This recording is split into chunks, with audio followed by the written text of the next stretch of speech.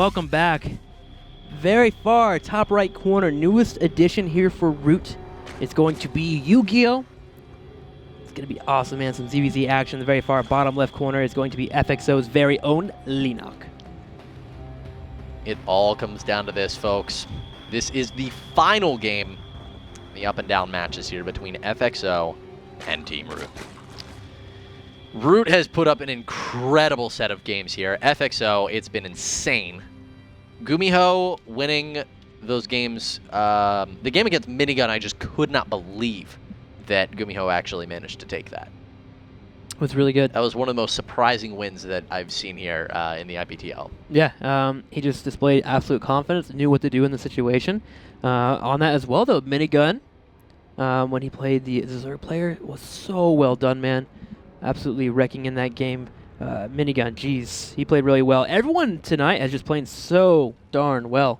Really been enjoying their play stage. Coming out with PvP, with the Phoenix play overall. Tier was insane. So good, man. So We've had some fantastic matches here tonight. Well, we will be having hatcheries for our players. We do have a little bit of a delayed hatchery here for Yu-Gi-Oh! He went for a pool first, wants to play a little bit on the safer side. Leenock does have a tendency to be gutsy, and it doesn't even matter if it's a best of 3 or it's a best of 9 as we are in a team league. He can do 10 pulls and won't throw you off. So Yu-Gi-Oh! Going to respect that. Realize that Leenock has no care if it comes to strategy. He will do something if he thinks it wins. Oh, I remember the game you're talking about now. It was Lucky, excuse me, versus Minigun. Yes, Lucky, I'm sorry. How can we forget the hour and 8-minute game that took place? There's just so much content. We'll see if we're in store for anything of such an incredible length here in game number 9.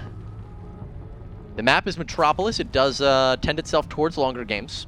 One of the reasons being that you can... these are basically the only attack routes available to you as a Zerg player, this and this. So you can spread your creep out and then just put spine crawlers down. It makes it incredibly difficult for your opponent to be able to push. But we gotta also have a very quick game, as lots of Zerg games can end in rapid fashion, especially with Leenock, man. I don't know if you remember Leenock versus Dongre Gu, but he was willing to one-base Baneling all in like more times than I can count. And then at the same time, DRG doing it on Televernium was pretty crazy, so... I want to say on the counter side of that, you don't really want to be lean Baneling aggressive against Leenock. He's so good at defending against the aggression. Hardly ever will you see him lose too many drones that makes it inefficient in terms of cost. So he's really good at defending, and it'll follow up into a counterattack, and that's when he'll try to kill you off. The only player, as mentioned earlier, is DRG. Is the only one that I've seen him actually break Leenock with Link Baneling. Besides that, he defends it very, very well. So Yu-Gi-Oh! I expect to play a little bit more on the defensive side. Don't really expect him to do too crazy of a play until after the mid-game. Queen's going to be trying to take out the Lynx before they can get in the main. 5 hit points remain on that Zergling. Will manage to get in there and see the Baneling nest. But that's not really too much of a tell to Leenock. He would expect this at this time, but it does tell him that everything is pretty standard. Yu-Gi-Oh! Though is going to actually queue up 6 Zerglings. We'll see if he follows this up with more. If that goes to 8, be very afraid. But no, it's actually, he just queued up some more drones. So well, the thing is, Leenock's getting aggressive here. You see that he has a nice amount of leans now moving across the middle of the map. His Baneling nest is finished up, so he plans to use some Baneling aggression on his opponent. Yu-Gi-Oh! Does have the tools here to defend it, though. He's got a couple of queens at the bottom of his ramp, he's got a nice amount of Banelings available, and he has follow-up links. His speed, however, is a little bit on the late side, and that's why Leenock is doing this aggression, because he thinks he can get in here and get some damage done before the speed finishes. All right, gets in 2 hits on that Baneling, so 10 damage going to be dealt. Regenerates up to 9. 8. If you were under the impression that Zerg makes units regenerate faster, it does not, so that's not helping Yu-Gi-Oh! Then he's standing in the back area with these Banelings. Maybe move out a little bit, make it a little less predictable where your units are going to be. Doing a nice job right now of denying these Zerglings the ability to get in more damage. Only a couple extra hits there, I think 2 more, so Baneling now back at actually 21 hit points, but now Leenock coming in with his own Banes. There we go, 2 Banelings running straight on in. We'll be heading straight for the drone line. We'll detonate on a nice amount of those lanes. But behind this, you guys did a good job of keeping his Banelings. They haven't exploded on anything. And here we go. We have the Lings running straight on in. Will he be able to focus them down? No, he puts one Ling on each Baneling. Well done with that control. And now can try to focus down these drones. We'll get one. We'll get none.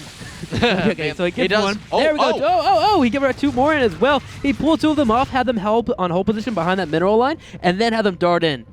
Is that actually what happened? Yeah, he put him on hold position behind that little mineral patch in the top right corner. Because those Zerglings were not there for me. He put They him were on hold invisible position. Zerglings. They were hiding, so Yu-Gi-Oh couldn't see them, and then he followed up with the aggression.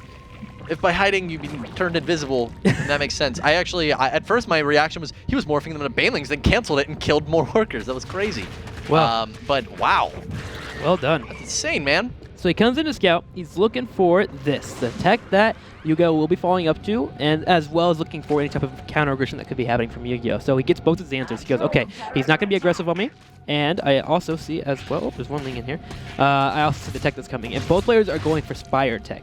The Leanox is actually a little bit ahead of his opponent. He's going to have more mutas, and it's going to complete a little bit quicker. That's the thing. Leanox has a lot more gas here than Yu-Gi-Oh does.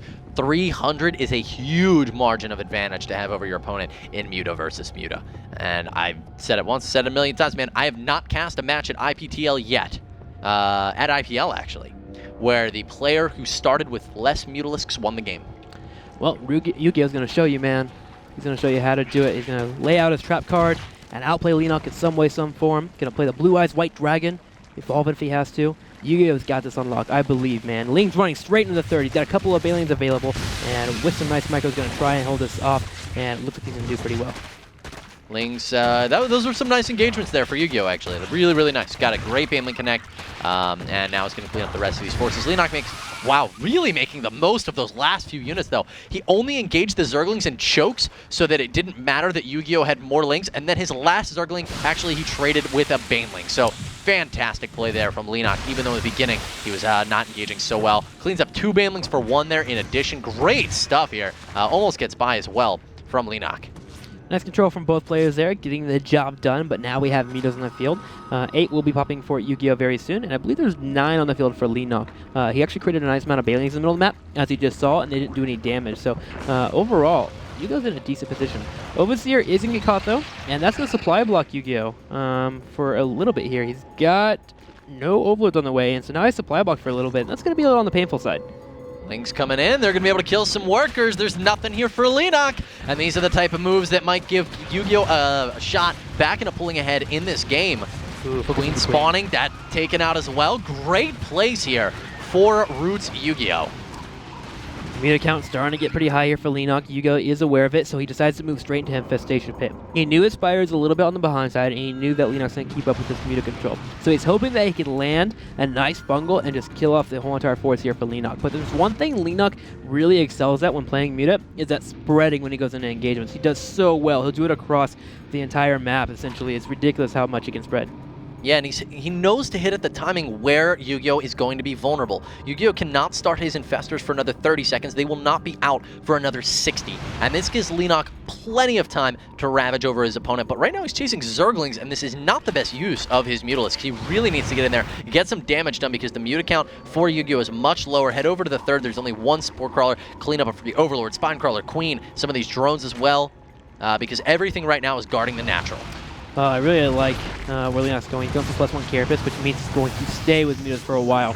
And we have +1 range coming for Yu-Gi-Oh! So he's going to have Queens, going to have Infestors available here to defend. Could even switch into Hydras if need be. Yeah. It's going to be a little bit on the hard side, as he's only on 3 bases, so Infestors with constant Muta production, if he wants to keep up with the Mutas, would be hard to pull off. But if he goes Infestors straight into Hydra, and he has Lings in the front, he can do pretty well. He's got to be careful for Banelings.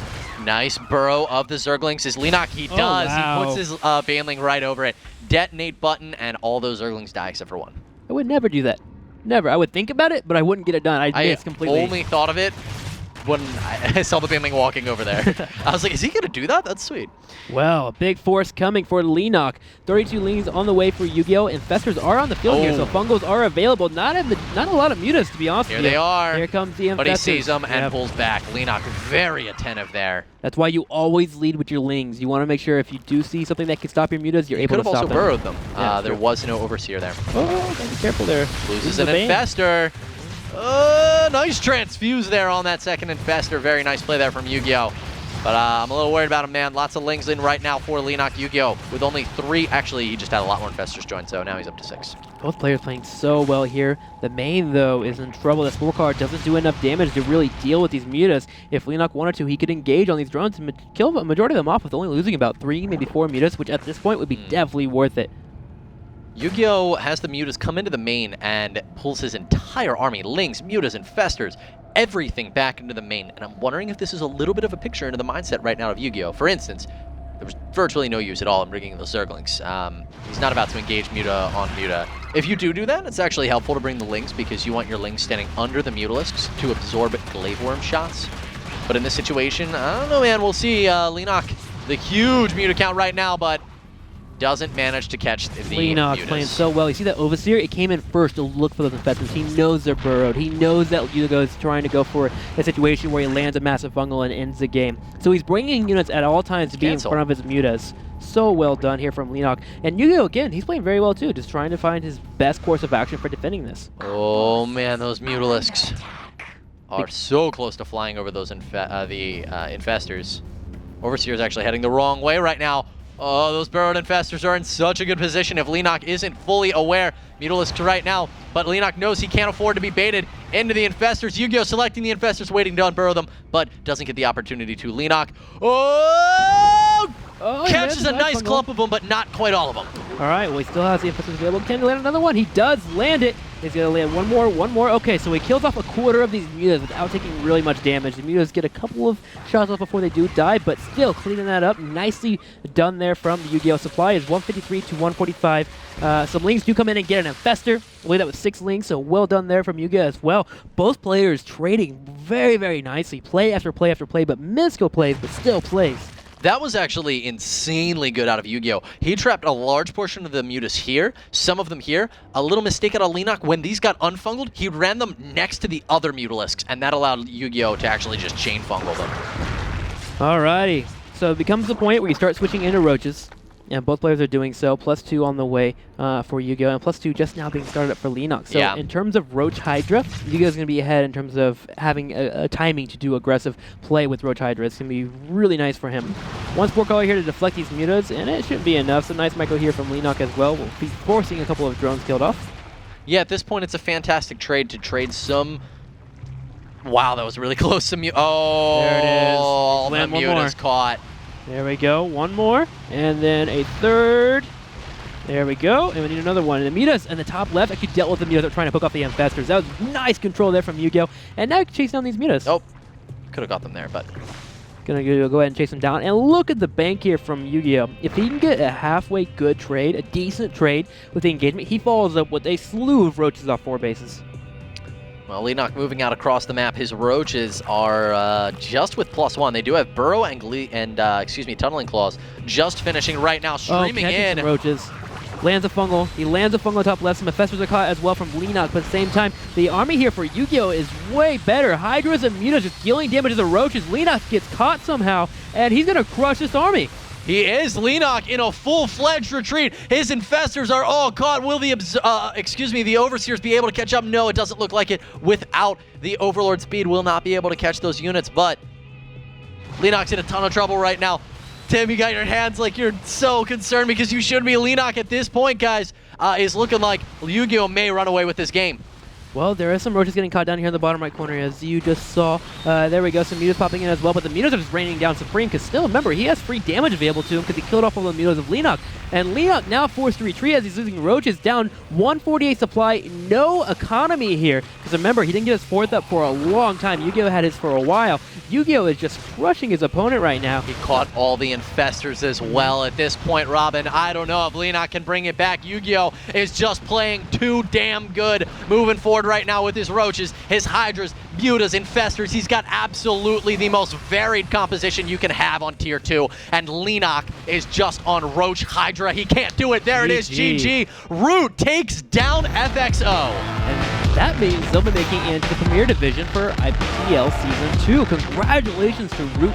No one, some people probably, but a majority of people did not expect Root to be able to beat FXO, the Korean side. They did pretty well against EU. It went to a 9-game series. Same thing with the Korean side, going to a 9-game series, and it was epic and such a great ending there for Yu-Gi-Oh! Yeah. A great debut for him at the IPTL. I'm honestly so proud of Team Root right now. I mean, they brought out their best today. Every player contributing in some way, shape, or form. Fantastic play across the board. FXO put up a great fight, but wow.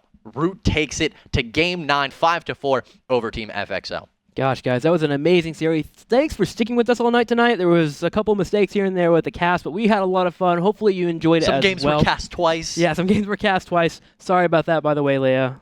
TT, apologies. But guys, why would she mind? She got 3 games. That's right, she did. Yeah. She got seen 3 times. So, guys, hopefully you enjoyed the games. But with that, that's going to be the end of our broadcast tonight. Thank you so much for watching, and stick around for the rebroadcast if you want to watch the first couple of games. Don't forget IGN.com/IPL6 promo. Free IPL6 tickets. Thank you, Alienware. You should thank Alienware. You should go get your free tickets. As Tim said, thank you so much for tuning in, guys. We wish you all a pleasant night. We'll see you guys tomorrow.